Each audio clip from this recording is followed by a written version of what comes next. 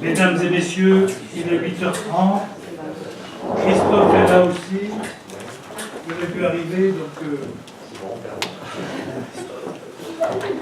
un tout autre. Très bien.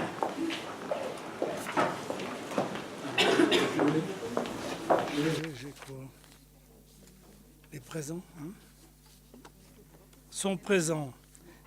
Messieurs Bertrand, Madame Faure, Monsieur Patrois, Madame Laurent, Monsieur Bougette, Madame Buchleguer, procuration à Monsieur Bertrand, Monsieur Mourlon, Monsieur Catrin, Marco Cataneo, procuration à Madame Faure, Madame Dassin, Madame Drivière, Monsieur Giraud, Madame Givernet, Madame Grenu, Madame Labrousse, Monsieur Massonnet, Madame Mullier, Monsieur Mutin, Madame Penzo, Monsieur Pillard a donné procuration à Madame Laurent, Madame Régie, Monsieur Zanoni a donné procuration à Monsieur Patrois, Monsieur Benoît a donné procuration à Madame Bouclier, Madame Chenu du Rafour normalement devrait arriver avec un petit décalage, Monsieur Dupré, Madame Galabru, Monsieur Gentil a donné procuration à Madame Galabru, Madame Gonzalez. Donc, pour être clair, les procurations qui sont données par dématérialisation sont reçues comme valables, hein. Donc on regarde simplement que celui qui nous les adresse soit bien celui qui donne la procuration. C'est tout. L'ordre du jour, on est en plein dans ces affaires de dématérialisation. Un jour, on va tenir les conseils depuis chacun chez soi.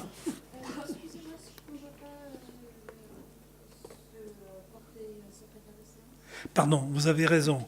Se sont précipités Madame Galabru, Madame Dassin et Madame Faure.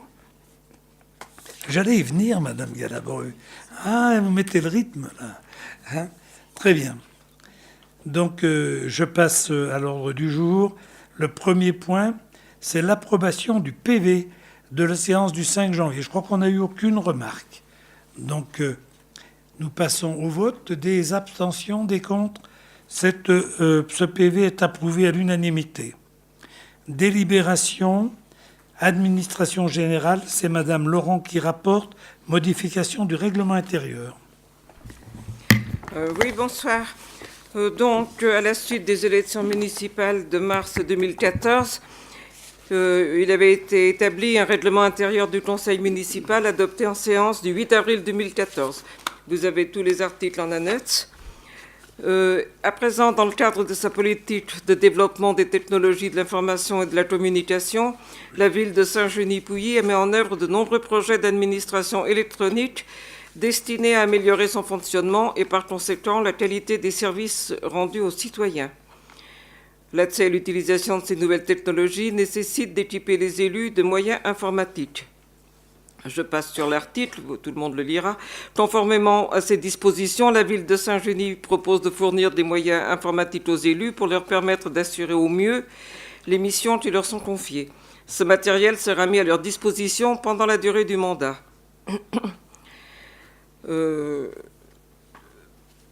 Au terme de l'article L21-21-10 du Code général des collectivités territoriales, toute convocation est adressée par écrit au domicile des conseillers municipaux ou, s'ils en font la demande, envoyée à une autre adresse ou transmise de manière dématérialisée.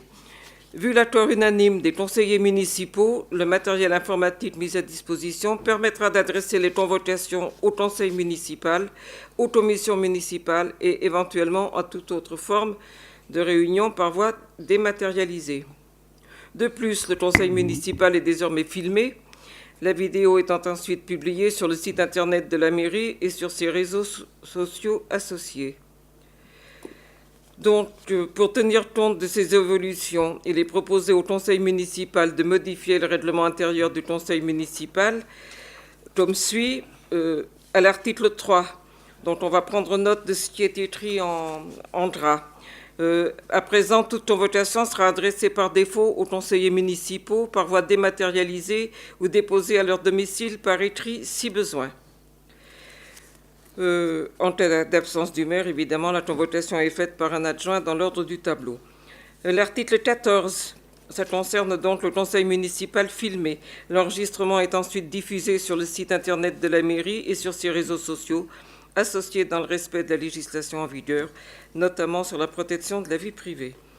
Il est donc demandé au conseil municipal de bien vouloir approuver le règlement intérieur modifié du conseil municipal tel que joint à la présente. Très bien. Juste peut-être une précision à propos de cet article 3. La rédaction me semble... Elle est adressée, toute convocation est faite par le maire, elle est adressée par défaut aux conseillers municipaux par voie dématérialisée ou déposée à leur domicile par écrit si besoin. Moi, je pense qu'elle est adressée aux conseillers municipaux par voie dématérialisée ou par défaut déposée à leur domicile par écrit. Ça serait plutôt comme ça. Hein. À mon avis, ça veut dire que... Par défaut, c'est le mode principal. Mais par défaut, c'est pas le mode principal. Par défaut, je veux dire, c'est le mode habituel, par défaut, par dématérialisation. Alors, si vous le permettez, nous éclaircirons ce point, mais simplement c'est pour dire que nous prenons comme règle d'envoyer les convocations, toute convocation, par voie dématérialisée, et s'il y a problème, par écrit, seulement s'il y a un besoin. Elle est adressée automatiquement aux conseillers municipaux par voie dématérialisée et déposée à leur domicile. Non, c'est pas « et ». On ne veut pas que ce soit « et », justement. On ne veut pas les deux. Alors, mais si besoin est, il faut qu'on ait un motif, parce qu'autrement, ça va être un petit peu délicat. Mais elle est adressée par défaut aux conseillers municipaux par voie dématérialisée. Elle n'est pas adressée par défaut. Elle est adressée aux conseillers municipaux par voie dématérialisée. Ça, c'est la règle. Et, ou déposée à leur domicile, je voudrais marquer, si besoin, par écrit, si besoin est, quoi. Hein. C'est ça la donnée. Donc, elle est adressée par défaut, non. Elle est adressée aux conseillers municipaux par voie dématérialisée ou déposée à leur domicile, si besoin est, par écrit. Comme ça, là, on est très clair. Je crois qu'on n'a pas d'ambiguïté sur le sens, mais bon, j'ai pas fait attention à cela. Pour ce qui est du reste, donc je vais vous demander de voter. Est-ce qu'il y a des abstentions, des contre? Ce nouveau règlement intérieur est approuvé à l'unanimité.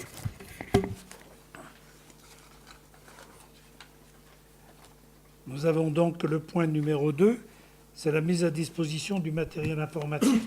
C'est Madame Penzo qui rapporte. Bonsoir. Dans le cadre de sa politique de développement des technologies de l'information et de la communication, la ville de Saint-Genis-Pouilly a mis en œuvre de nombreux projets d'administration électronique destinés à améliorer son fonctionnement et, par conséquent, la qualité des services rendus aux citoyens. L'accès et l'utilisation de ces nouvelles technologies nécessitent d'équiper les élus des moyens informatiques. L'article L. 2121-13-1 du Code général des collectivités territoriales précise à ce sujet que l'Assemblée délibérante peut définir les conditions de mise à disposition à ses membres élus à titre individuel des moyens informatiques et des télécommunications nécessaires à l'échange d'informations sur les affaires relevant des compétences de la commune. Conformément à ces dispositions, la ville de Saint-Genis-Pouilly propose de fournir des moyens informatiques aux élus pour leur permettre d'assurer au mieux les missions qui leur sont confiées. Ce matériel sera mis à leur disposition pendant la durée de leur mandat. L'assistance et la maintenance du matériel seront assurées par la direction des ressources dans le cadre de son activité.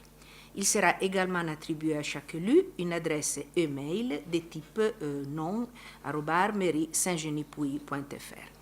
Une convention dont le projet est joint en annexe, reprenant toutes ces conditions, sera signée avec chaque élu. En conséquence, la délibération suivante est soumise à l'approbation du conseil municipal. Vu l'article L2121-13-1 du Code général des collectivités territoriales qui dispose que la commune assure la diffusion de l'information auprès de ses membres élus par les moyens matériels qu'elle juge les plus appropriés, afin de permettre l'échange d'informations sur les affaires relevantes de ses compétences, la commune peut, dans les conditions définies par son assemblée délibérante, mettre à disposition de ses membres élus à titre individuel les moyens informatiques et de télécommunications nécessaires. Considérant que les technologies de l'information et de la communication optimisent la circulation et le traitement des informations entre les usagers, l'administration et les élus, considérant la nécessité de promouvoir la dématérialisation des transmissions des documents entre l'administration municipale et les élus, il est demandé au conseil municipal de bien vouloir décider la mise à disposition des moyens informatiques aux élus pour leur permettre d'assurer au mieux les missions qui leur sont confiées. Approuver les termes de la convention de mise à disposition des élus municipaux de matériel informatique tel qu'annexé à la présente. Autoriser Monsieur le maire ou son représentant à signer la convention à intervenir entre la ville de Saint-Genis-Pouilly et chaque élu et à signer tout document se rapportant à cette opération. Ordonner les exécutions budgétaires correspondantes. Très bien. Est-ce qu'il y a des questions? S'il n'y a pas de questions, je vais demander de passer au vote. Des abstentions, des contre. Cette délibération est approuvée à l'unanimité. Nous pouvons passer à la délibération suivante à propos des problèmes, la plateforme courrier colis de Saint-Genis, et on nous a demandé de prendre une motion de soutien pour avoir un diagnostic de l'organisation du travail. Je crois que tout le monde a constaté les carences du service poste depuis maintenant quelques temps. Alors, sans rentrer dans une analyse politicienne, en tout cas, ce qui est demandé, c'est évidemment qu'il y ait des mesures de prise, et éventuellement qu'il y ait une refonte de la méthode. Je ne sais pas comment ça se passe pour vous, mais je le vois pour moi, c'est impensable, quoi. Le courrier arrive en retard, il arrive le soir, il arrive... ce n'est pas la faute des facteurs, parce que moi j'ai la chance d'avoir, je le dis souvent, un très bon facteur que l'on a, madame... il ne fait plus votre quartier, mais il fait le mien, vous le connaissez, et ils sont désolés de ne pas arriver à satisfaire le service. C'est pour ça que je vous demande donc de demander à la direction de la Poste d'effectuer un diagnostic sérieux de la situation. Je ne sais pas si vous avez vu, mais il y a des mouvements de grève qui se dessinent. Donc peut-être avant de les soutenir dans des mouvements comme ça, je pense que nous pouvons les soutenir dans leur demande de diagnostic et de révision de ces règles-là. Je crois qu'effectivement, la Poste devient un problème. C'est pas qu'à Saint-Genis. Je voudrais rassurer, je discutais avec des gens qui sont dans d'autres communes, c'est la même chose. Et en particulier, dans le Pays de Gex, ils ont réorganisé. Si vous allez au Technoparc, vous voyez la pagaille entre l'ensemble des véhicules de la Poste qui n'ont même pas la place pour se garer sur le site de la Poste, vous verrez que tout ça est inquiétant. Voilà, donc je vous demande de soutenir la demande de diagnostic sur cette organisation du travail. Est-ce qu'il y a des remarques? S'il n'y a pas de remarques, je vais vous demander de passer au vote. Est-ce qu'il y a des abstentions, des contre? Cette motion est approuvée à l'unanimité. Je vous en remercie en leur nom. Finances. Une garantie financière à la SEMCODA. Madame Dassin, vous pourrez embrayer sur la 4, 5, 6 et 7. Voilà, on a donc 4 demandes de garantie financière sur les 4 projets de délibération suivants. Donc, le premier concerne 30 logements PLS, prêt locatif social, dans la résidence qui est en train de se construire senior à Champfusy, pour un montant global de 5 352 105,56 € TTC. Donc le prêt demandé en garantie est de 5 352 100. Le suivant, c'est 9 logements PLS, donc aussi prêt locatif social, pour un montant de 2 771 670,49 TTC.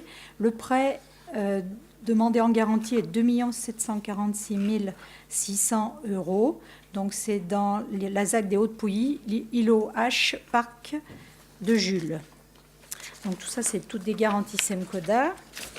La troisième demande de garantie, c'est pour un prêt de 4 821 300 pour un montant de 4 933 820 €. C'est 22 logements PLS, aussi prêt locatif social. Donc ça, c'est sur les logements sociaux Porte de France Nord. Donc c'est aussi la SEMCODA. Et la dernière demande de garantie concerne des logements sociaux à Urban Lodge. Donc il y a 4 logements PLUS et 1 logement PLAI pour un montant prévisionnel donc de 259 599,91 TTC et le prêt demandé en garantie est de 214 600. Voilà donc les 4 demandes de garantie de la SEMCODA. Très bien. Est-ce qu'il y a des questions? S'il n'y a pas de questions, nous allons passer au vote.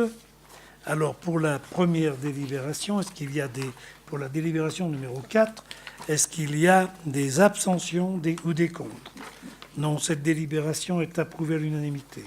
Délibération numéro 5, est-ce qu'il y a des abstentions ou des contre? Cette délibération est approuvée à l'unanimité. Délibération numéro 6, est-ce qu'il y a des abstentions ou des contre? Cette délibération est approuvée à l'unanimité. Délibération numéro 7, est-ce qu'il y a des abstentions ou des contre? Cette délibération est approuvée à l'unanimité. Vous avez sans aucun doute fait le total du taux d'emprunt. Vous avez vu que c'est 1,11% de plus que le livret d'épargne qui est à 0,75. C'est-à-dire qu'on arrive à 1,86. On n'a jamais vu, moi je ne me rappelle pas avoir connu des taux d'intérêt de cette nature. Hein? Très bien, nous pouvons passer au point suivant. C'est enfance-jeunesse, centre médico-scolaire, convention de mise en place, fonctionnement. Madame Faure. Bonsoir. Dans le cadre du suivi médical des élèves des écoles maternelles et primaires des communes de Saint-Genis-Pouilly, Chevry, Crozet, Échenevet et Cergy, le principe de la mise à disposition d'un local pour le médecin et l'infirmière en charge de ce suivi sur la commune de Saint-Genis-Pouilly avait été adopté par délibération numéro 13 du 4 février 2003. Par délibération numéro 157 du 2 novembre 2004, ce service dénommé Centre médico-scolaire avait été intégré au collège Jacques Prévert afin de faciliter son fonctionnement. La convention de fonctionnement et de mise à disposition des locaux doit être renouvelée. La participation financière de la commune, dont le montant avait été voté en conseil municipal en 2010, n'a pas été modifiée. Elle s'élève toujours à 95 centimes d'euros par enfant. Le projet de convention adopté lors du conseil d'administration du collège Jacques Prévert du 3 novembre 2015 est joint en annexe. Aussi, il est demandé au conseil municipal de bien vouloir approuver la proposition de convention telle qu'adoptée lors du conseil d'administration du collège Jacques Prévert du 3 novembre 2015 et d'autoriser monsieur le maire à signer cette convention avec le conseil départemental de l'Ain, le collège Jacques Prévert, le service de promotion de la santé en faveur des élèves ainsi que les communes de Chevry, Crozet, Échenevet et Cergy. Est-ce qu'il y a des remarques? Pas de remarques, nous pouvons passer au vote. Des abstentions, des contre. Cette délibération est approuvée à l'unanimité.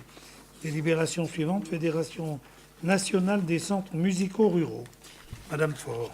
Une convention entre la commune et la Fédération nationale des centres musicaux ruraux est intervenue le 6 septembre 1988 concernant la création d'heures d'enseignement de la culture musicale dans les écoles maternelles et élémentaires de la commune. Cet organisme propose la souscription d'un avenant en vue d'actualiser pour l'exercice 2016 le tarif de l'heure année d'enseignement musical, portant celui-ci de 1 757,50 € à 1 810 €, soit une augmentation de 2,98%.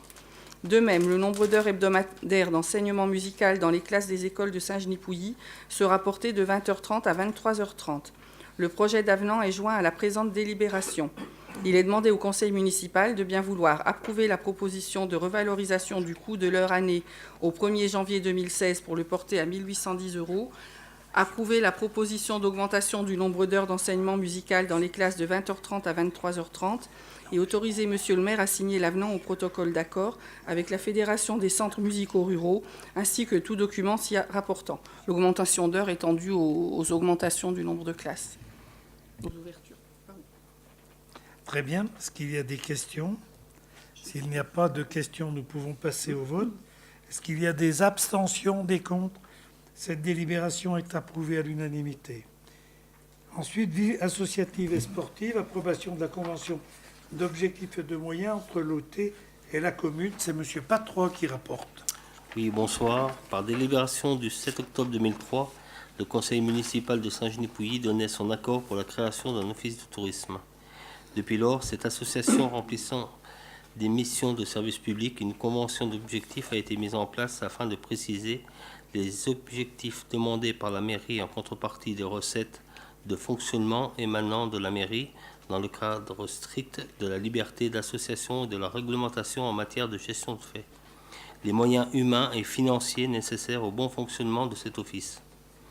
Il convient d'actualiser cette convention pour tenir compte notamment de la mise à disposition d'agents communaux pour une quotité d'un équivalent temps plein.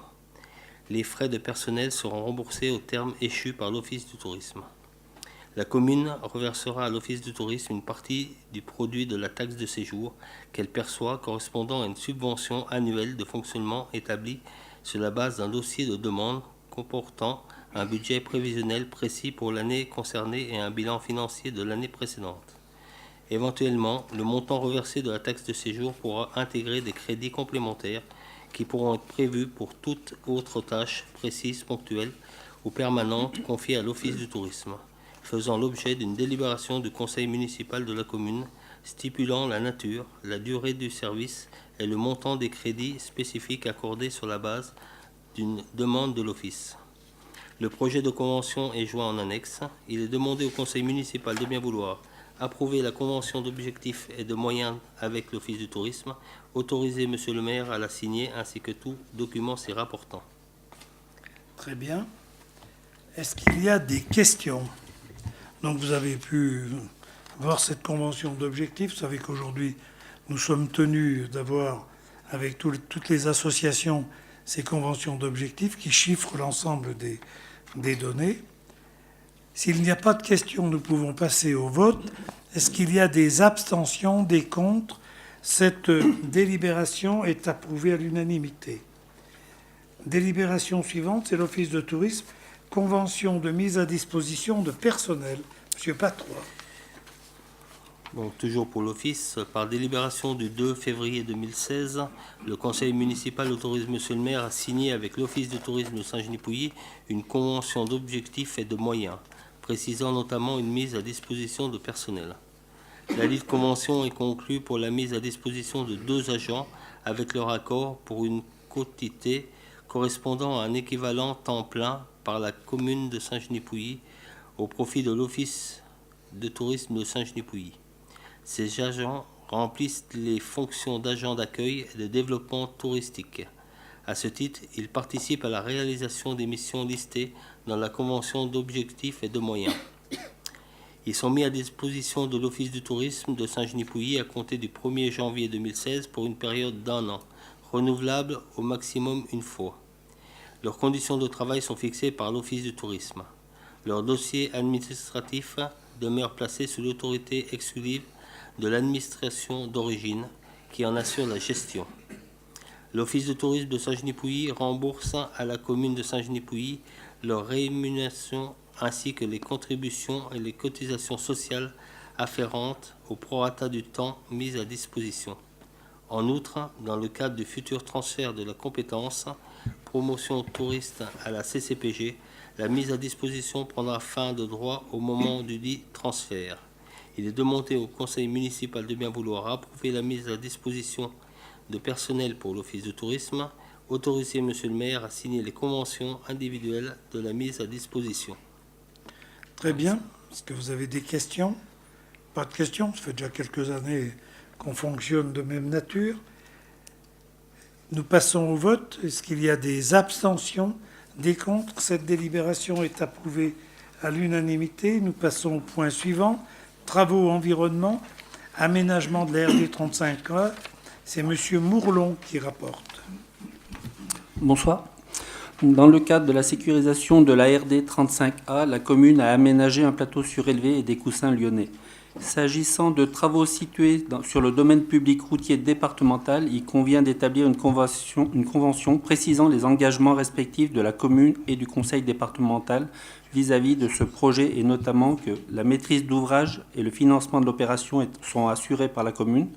Le projet doit être réalisé conformément à la réglementation relative à l'accessibilité de la voirie et des espaces publics. Le département de l'Ain est associé au suivi des travaux et peut prendre toute disposition pour leur contrôle. La commune assurera les charges d'entretien et d'exploitation de l'ouvrage et le département celles relatives à la chaussée. Les plans de recollement sont transmis au département. Le projet de convention est joint en annexe. Il est demandé au conseil municipal de bien vouloir autoriser monsieur le maire à signer la convention avec le conseil départemental de l'Ain relative à cet aménagement. Très bien. Est-ce qu'il y a des questions? Oui, je vous en prie, madame. C'est à Fly, route de Crozet à Fly. Donc ils sont déjà faits. Hein. Ouais. Ils les font d'abord et puis ils nous disent après. Non, je taquine. C'est pas vrai, non, évidemment. Oui. Très bien. Nous passons au vote. Est-ce qu'il y a des abstentions, des contre? Cette délibération est approuvée à l'unanimité. Délibération suivante à propos du boulodrome. Monsieur Mourlon. Donc, dans le cadre de la construction du boulodrome, pour l'alimentation basse tension et l'équipement, la société ERDF doit réaliser des travaux sur la parcelle AN17. S'agissant de travaux situés sur le domaine public communal, il convient d'établir une convention précisant les engagements respectifs de la commune et d'ERDF vis-à-vis de ce projet et reconnaître notamment à ERDF les droits suivants. Établir à demeure, dans une bande de 3 mètres de large, une canalisation souterraine sur une longueur totale d'environ 18 mètres, ainsi que ses accessoires. Établir, si besoin, des bornes de repérage. Encastrer un coffret et ses accessoires, notamment dans un mur, un muret ou une façade, avec trousse d'un câble en tranchée et ou sur façade de 0 mètre. Effectuer l'élagage, l'enlèvement, l'abattage, le dessouchage, c'est pas facile pour moi ça, de toute plantation, branche ou arbre qui se trouvant à proximité de l'emplacement des ouvrages gênent la pose ou pourraient par leur mouvement, chute ou croissance occasionner des dommages aux ouvrages, étant précisé que RDF pourra confier ses travaux au propriétaire si ce dernier le demande et s'engage à respecter la réglementation en vigueur, notamment le décret 91-1147 du 14 octobre 1991 relatif à l'exécution de travaux à proximité de certains ouvrages de distribution. Utiliser les ouvrages désignés ci-dessus et réaliser toutes les opérations nécessaires pour les besoins du service public et de la distribution d'électricité, donc le renforcement, raccordement et tout ce qui s'ensuit. Par voie de conséquence, ERDF pourra faire pénétrer sur la propriété ses agents ou ceux des entrepreneurs dûment accrédités par lui en vue de la construction, la surveillance, l'entretien, la réparation, le remplacement et la rénovation des ouvrages ainsi établis. Le propriétaire sera préalablement averti des interventions, sauf en cas d'urgence. Le projet de convention est joint en annexe. Il est demandé au conseil municipal de bien vouloir autoriser monsieur le maire à signer la convention de servitude avec ERDF concernant la parcelle AN17 dont le projet est annexé par la présente. Très bien. Est-ce qu'il y a des questions? On voit avancer ce... Oui, André. Ouais, moi je suis embêté par cette longueur de câble de 0 mètre qu'on doit prévoir. Là, ça m'étonne un peu, quoi. Effectivement, il y aura 0 mètre parce que le coffret sera sur le boulodrome. Donc on pouvait pas. Bon, bah, ok, d'accord. C'est un câble de 0 mètre, j'en ai jamais beaucoup mesuré. Il ne sera pas au bord de la route comme on le fait habituellement. On l'amène directement vers le boulodrome pour une question de sécurité et d'efficacité. Est-ce que monsieur Massonnet est satisfait? J'ai jamais posé de câble de 0 mètre. Oh, c'est mais mon métier, il donc voilà. Il y en a des choses que tu n'as pas encore fait, t'es jeune. Hein, Non, mais on le comprend à la lecture de cela, parce que c'est la référence à la façade. C'est-à-dire que sur la façade, il n'y aura pas de câble. C'est ça, monsieur? Voilà, et moi, je ne suis pas du tout technicien. Hein. Bon, Très bien. Si vous voulez, nous passons au vote. Est-ce qu'il y a des abstentions, des contre? Cette délibération est approuvée à l'unanimité. Je voudrais dire qu'on le voit avancer, ce boulodrome. Hein. Est-ce que vous êtes dans les temps? Oui, tout à fait. On est en train de faire donc la toiture et on va attaquer les bardages sous peu. C'est une question qu'on nous pose souvent hein, actuellement, parce qu'il y a, j'imagine, il y a des, non pas des impatiences, mais une attente. Hein? Et une attente, c'est très bien. OK. Nous passons au point suivant. Agrandissement du réfectoire au groupe scolaire du Jura. Monsieur Mourlon. Le groupe scolaire du Jura a un réfectoire dont la capacité d'accueil est limitée et n'est plus adapté aux écoliers. C'est pourquoi, dès l'été 2016, une opération d'agrandissement de ce réfectoire est prévue. L'équipe de maîtrise d'œuvre demande l'autorisation de déposer un permis de construire relatif à ce nouvel aménagement. Il est demandé au conseil municipal de bien vouloir autoriser monsieur le maire à déposer et à signer la demande de permis de construire relative à l'agrandissement du réfectoire du groupe scolaire du Jura. Très bien. Est-ce qu'il y a des questions? Pas de questions. Nous passons au vote. Des abstentions, des contre? Cette délibération est approuvée à l'unanimité. Urbanisme. Dénomination de la voie de dessert d'un lotissement à Fly. Chemin des Lys. C'est M. Bougette qui rapporte. Bonsoir. Il s'agit de nommer le chemin d'accès du lotissement des Rennais et le nom proposé est le chemin des Lys. Il est donc demandé au conseil municipal de bien vouloir dénommer la voie de desserte de ce lotissement chemin des Lys. Très bien, nous nous sommes conformés aux vœux d'habitants, au singulier, de Fly, qui ont des réminiscences de temps passé au niveau de la noblesse, donc de la royauté, pardon. Donc, Monsieur Patron, vous voyez, comme vous pouvez le constater, nous avons baptisé de votre suggestion. Nous passons au vote. Est-ce qu'il y a des abstentions, des contre cette dénomination? Parce qu'on ne veut pas que ce soit le nom du lotisseur qui fasse l'adresse. On veut qu'il y ait un nom qui soit agréé par la commune. Voilà, nous passons au point suivant. Politique de la ville. C'est M. Bougette qui rapporte le quartier prioritaire Jacques Prévert. Je vous en prie, monsieur. Alors, comme vous le savez, monsieur le maire a signé le 26 juin 2015 un contrat de ville concernant le quartier prioritaire Jacques Prévert. Ce contrat de ville s'articule autour d'orientations stratégiques qui doivent chaque année, par des appels à projets, se décliner en actions. C'est ainsi que, faisant suite à l'appel de projet 2015, la ville de Saint-Genis-Pouilly a validé la programmation des actions par délibération numéro 163 du 3 novembre 2015. Elle s'est engagée à participer au financement et à la mise en œuvre d'une action intitulée « Faciliter l'accès à la mobilité en favorisant la mobilité des habitants ». Cette action, d'un coût global de 6 300 € est portée par la commune de Saint-Genis qui participera à hauteur de 2 300 €. Pour rappel, les autres cofinanceurs sont l'État pour 2 000 € et le département pour 1 000 €. Dans le prolongement des délibérations du 2 juin et du 3 novembre 2015, il est proposé au conseil municipal le financement d'un permis de conduire au profit de monsieur habitant du quartier prioritaire à Jacques Prévert. Ce financement s'inscrit pleinement dans l'action visant à faciliter aux habitants du quartier Jacques Prévert l'accès à l'emploi en favorisant leur mobilité. Dans ce cadre, la commune envisage le financement du permis de conduire de monsieur à hauteur de 1 000 € auprès de l'auto-école Madeleine. Il est donc proposé au conseil municipal de bien vouloir autoriser monsieur le maire à signer la convention de financement dont le projet est annexé à la présente et prendre toutes les dispositions administratives afférentes.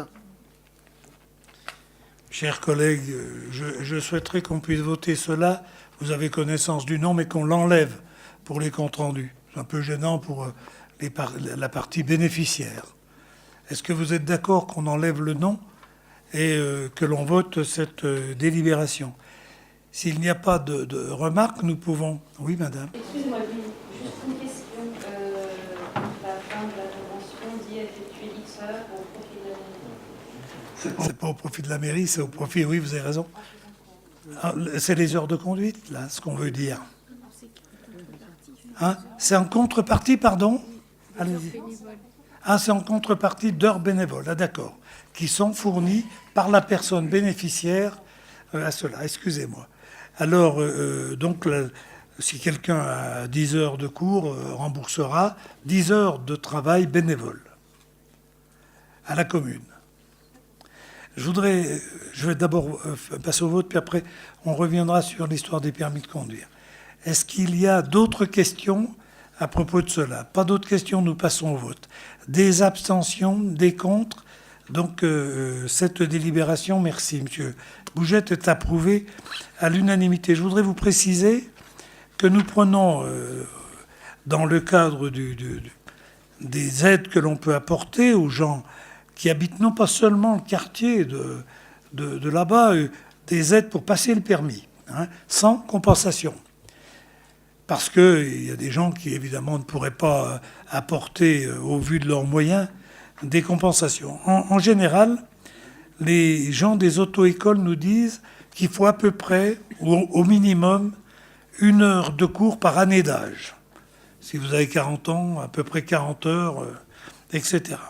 Nous sommes dans un cadre comme ça par ailleurs, et la personne que nous aidons, c'est pas la seule que nous aidons, mais j'ai en mémoire, a eu le code du premier coup quand même, hein, ce qui n'est pas toujours une évidence. Je ne sais pas parmi nous, mais moi, je n'ai pas eu du premier coup le code. Donc, on peut imaginer que là, les gens s'investissent pas mal. Et bien sûr, il y a une étude de leurs moyens de financement, mais vous avez probablement vu aussi que c'est un des points les plus recommandés par toutes les instances qui s'occupent des gens qui ont besoin d'être aidés, c'est de leur faire passer le permis de conduire. Ça, alors, inutile de vous dire que les questions subsidiaires. Puis après, alors, pour leur voiture, comment ils vont faire? Écoutez, après, ils vont faire comme beaucoup ont fait, hein, c'est-à-dire, il y en a qui ont des voitures prêtées par l'entreprise, il y en a d'autres.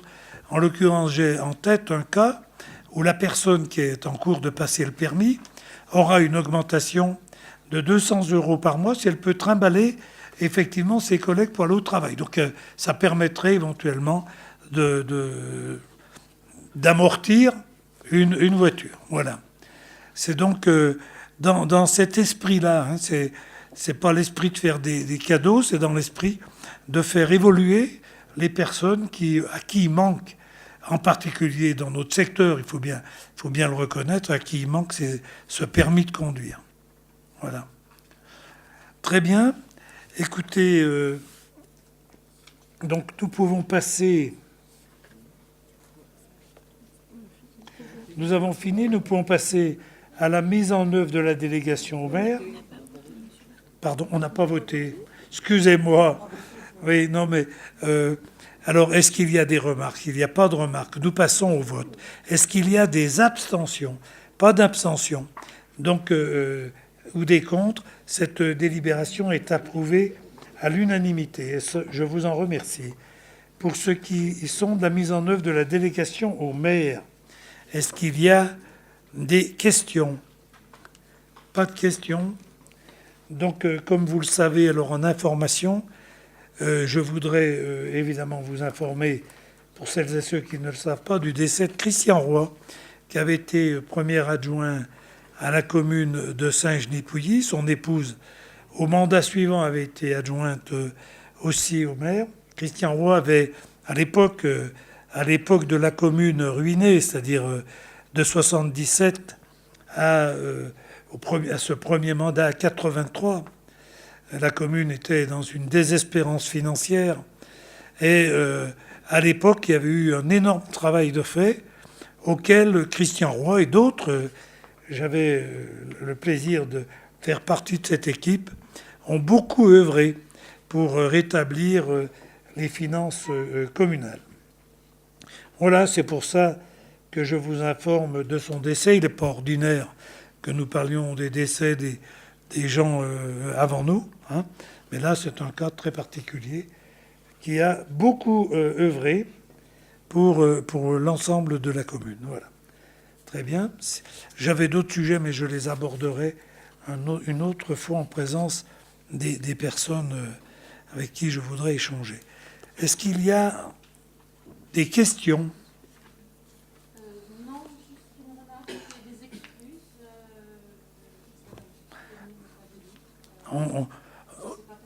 Non, mais vous savez, ça peut arriver. Madame Galabru, je vous l'ai dit tout à l'heure, on prend en compte les gens quand ils sont là. Ça peut arriver à n'importe qui d'avoir une obligation ou un empêchement.